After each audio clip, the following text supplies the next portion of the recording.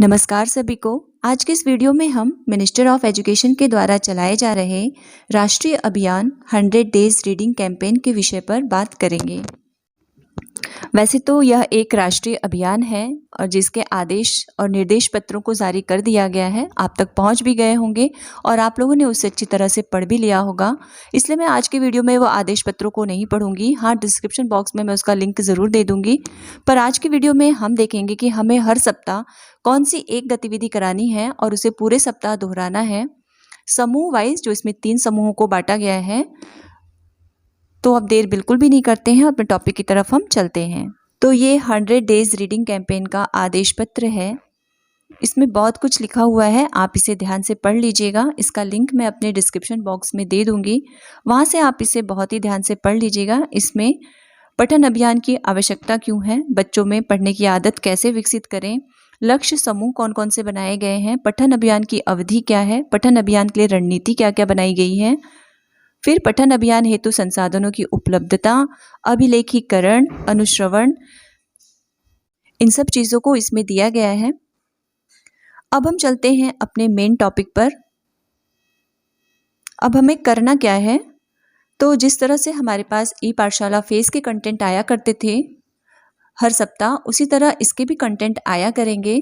पहले वीक का कंटेंट आ भी चुका है, तो पहले वीक स्कूल बंद थे, इसलिए हम उसे अपने व्हाट्सएप ग्रुप पे, प्रेरणा साथी के ग्रुप पे भेज देंगे और बच्चों को फ़ोन के द्वारा प्रेरित करेंगे कि वो इसको देखें और जैसे इसमें परिचय दिया गया है उसी तरह से अपना परिचय देते हुए एक छोटी सी वीडियो बनाकर या ऑडियो बनाकर हमारे पास भेजें। दूसरी चीज़, हमें इसका अभिलेखीकरण भी करना है, मीन्स हमें इसका रजिस्टर भी बनाना होगा। तो मैं अगला वीडियो रजिस्टर का ही अपलोड करूँगी। अब हम देख लेते हैं, ये जो प्रति सप्ताह हमारे पास जो कंटेंट आएगा उसे तो हमें कराना ही है। अगर स्कूल खुलेगा तो बच्चों के साथ उन गतिविधियों को कराना है, नहीं खुलता है तो व्हाट्सएप ग्रुप में भेजना है और फ़ोन के ज़रिए बच्चों को करने के लिए प्रेरित करना है। दूसरी चीज़, हमें एक गतिविधि और करानी है। प्रति सप्ताह में एक दिन हम उस गतिविधि को कराएंगे, फिर पूरे सप्ताह उसकी पुनरावृत्ति कराएंगे ताकि वो बच्चे उसको बहुत अच्छी तरह से सीख जाएं। अब वो गतिविधियां कौन कौन सी हैं, चलिए उस पर हम एक नज़र डाल लेते हैं। तो जैसे कि 3 समूहों में छात्रों को बांटा गया है। समूह 1 में बाल वाटिका से लेकर कक्षा 2 तक के बच्चे हैं, समूह 2 में कक्षा 3 से लेकर 5 तक के बच्चे हैं और समूह 3 में कक्षा 6 से लेकर 8 तक के बच्चे हैं। तो पहले हम समूह 1 के बच्चों के लिए गतिविधियों को देखेंगे। बाल वाटिका व कक्षा 1 और 2 के लिए गतिविधियाँ। हमारा लक्ष्य विकासात्मक एवं सीखने के प्रतिफलों को प्राप्त करना, प्रभावी संप्रेषक, आलोचनात्मक और रचनात्मक सोच, विभिन्न प्रकार की सूचनाओं का पता लगाने, समझने, प्रतिक्रिया करने की क्षमता, सीखने में सक्रिय भागीदारी। यहाँ पर सप्ताह है, बीच में गतिविधि है, लास्ट में आवश्यक संसाधन क्या क्या लगेंगे वो भी लिखा गया है। तो सबसे पहले स्कूल पुस्तकालय को व्यवस्थित करना तथा अवलोकन। अगर शाला में अतिरिक्त कक्ष उपलब्ध हैं तो पुस्तकालय के लिए उसे तैयार किया जाए अथवा कक्षा के किसी एक कोने को रीडिंग कॉर्नर के रूप में विकसित किया जाए। रीडिंग कॉर्नर पठन कोडों में पुस्तकों को प्रदर्शित करने की उचित व्यवस्था बनाई जाए। पुस्तकों को इस तरह प्रदर्शित किया जाना चाहिए कि बच्चे अपनी पसंद की पुस्तक चुन सकें। सभी बच्चे स्कूल के पुस्तकालय कॉर्नर में जाएं और उपलब्ध पुस्तकों को देखें। प्रत्येक बच्चे को चौथे सप्ताह में पढ़ने और उसके बारे में बताने के लिए उसके पठन स्तर अनुरूप एक पुस्तक स्वयं चुनने के लिए अवसर दिए जाएं। मतलब चौथे सप्ताह में उसके बारे में बताने के लिए हम उनसे कहेंगे जो भी उन्होंने पढ़ा है 3 सप्ताह में। फिर लास्ट है, घर पर किताब पढ़ते समय परिवार के एक वयस्क को बच्चे के प्रोत्साहित करने के लिए साथ होना चाहिए। इधर आवश्यक संसाधन में है उपलब्धता अनुसार किताबों को प्रदर्शित करने के लिए डोरी, रस्सी, अलमारी, रैक, पुस्तकालय की किताबें। अब यहाँ से हमारा सप्ताह 1 प्रारंभ होता है। तो सप्ताह 1 में बाल वाटिका के बच्चों के लिए वर्णमाला संसार है, जिसमें बच्चे अपनी उंगलियों को बालू या राख को एक ट्रे में रखकर वर्णमाला के वर्णों को बनाने का अभ्यास करें। और दूसरा है, बच्चों को गीली मिट्टी की मदद से अक्षर बनाने के लिए प्रोत्साहित किया जा सकता है। इसके लिए संसाधन है बालू, राख के साथ ट्रे और गीली मिट्टी। अब कक्षा 1-2 के लिए पहले सप्ताह में परिवार की कहानियाँ, परिवार के सदस्यों के बारे में कहानियाँ बनाने में बच्चों की मदद करें।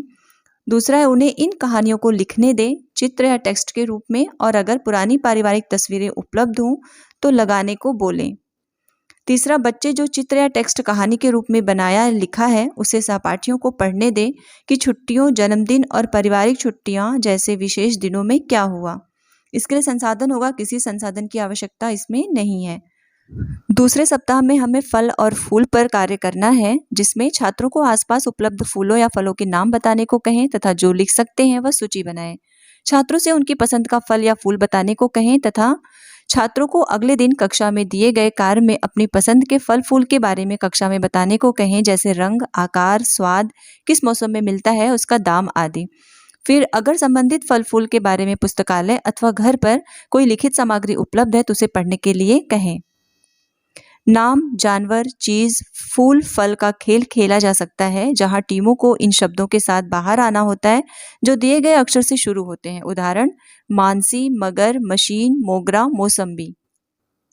इसमें हमारे संसाधन होंगे पठन सामग्री या फूल और फल संबंधित किताबें।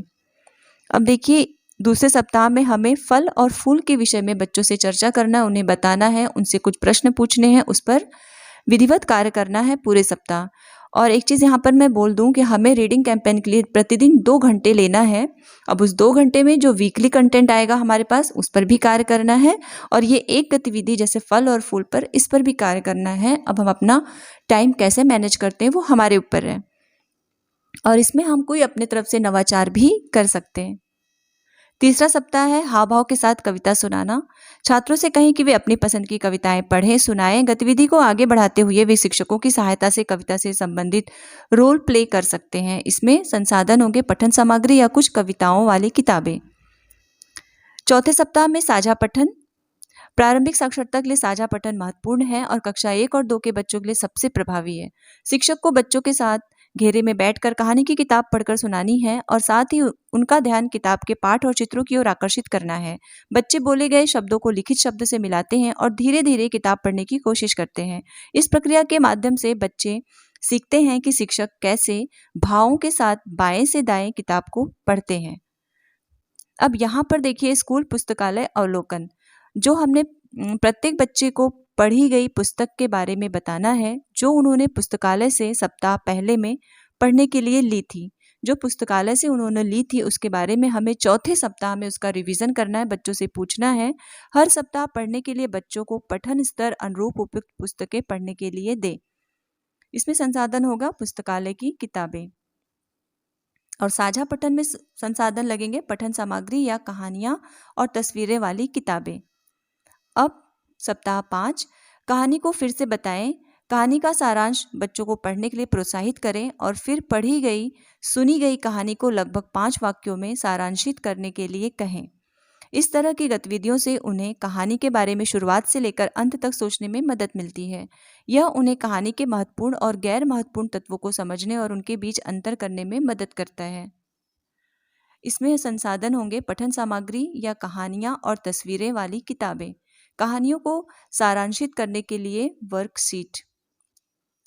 सप्ताह 6 में शीर्षक वृक्ष। कहानी पढ़ने सुनने के बाद बच्चों को किसी विशेष कहानी के वैकल्पिक शीर्षकों के बारे में सोचने के लिए प्रोत्साहित करें। शिक्षक बोर्ड पर शीर्षक वृक्ष बनाते हुए इस पर चर्चा कर सकते हैं। पठन सामग्री या कहानी वाली किताबें, ड्राइंग सामग्री या ब्लैक बोर्ड, इसके लिए संसाधन लगेंगे। फिर सप्ताह 7 में मैं कौन हूँ, चरित्र चित्रण। बच्चों को कहानी के मुख्य पात्रों और उनकी विशेषताओं को पहचानने के लिए कहें और पूरी कक्षा के सामने पढ़ने सुनाने के लिए प्रोत्साहित करें। इसमें संसाधन होगा पठन सामग्री या कहानियों वाली किताबें, मुख्य पात्र और गुणों के कॉलम वाली वर्कशीट। सप्ताह 8 में शाला अखबार, सप्ताह का समाचार पत्र बनाना। बच्चे पिछले सप्ताह या महीने में पढ़ी गई कहानियों के बारे में इस तरह लिख सकते हैं कि यह एक कक्षा का समाचार पत्र बन जाए। इसमें किसी संसाधन की आवश्यकता नहीं। फिर सप्ताह 9 में मासिक विषय वस्तु, थीम आधारित पठन संबंधी गतिविधियां पूरे वर्ष आयोजित की जा सकती हैं। अग्रलिखित विषयों से संबंधित किताबें जैसे महात्मा गांधी, पर्यावरण, जल संरक्षण, स्वच्छ भारत मिशन, एक भारत श्रेष्ठ भारत, संविधान और मौलिक कर्तव्यों, राष्ट्रीय अवकाश, खेल और दुनिया भर के प्रसिद्ध खिलाड़ी, ओलंपिक और कॉमनवेल्थ गेम्स और टूर्नामेंट से संबंधित। इसमें संसाधन होंगे पठन सामग्री या विषय आधारित कहानियों पर पुस्तकें। किताबें हैं कला, संस्कृति, उत्सव, भारतीय फिल्म अभिनेता आदि। सप्ताह 9 के बाद सप्ताह 10 में चलो कुछ बनाते हैं, इस पर कार्य करना है। शिक्षक अभिभावक कक्षा में बिना आगे के कुछ साधारण खाना पकाने की गतिविधियों का संचालन कर सकते हैं।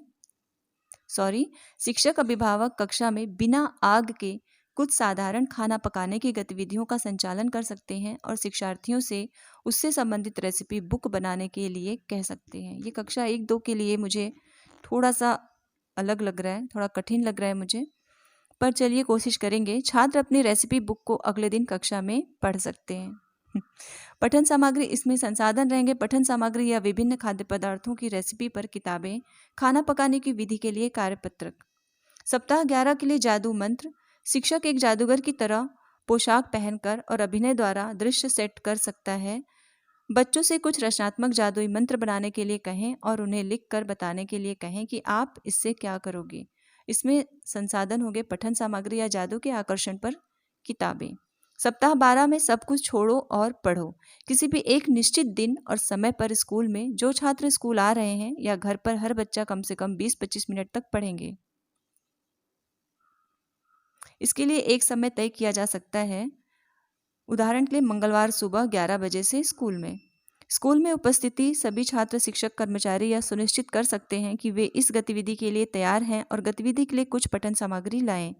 इसमें संसाधन होगा पठन सामग्री जैसे किताब या समाचार पत्र। सप्ताह 13 में अपनी भाषा में कहानी पढ़ना।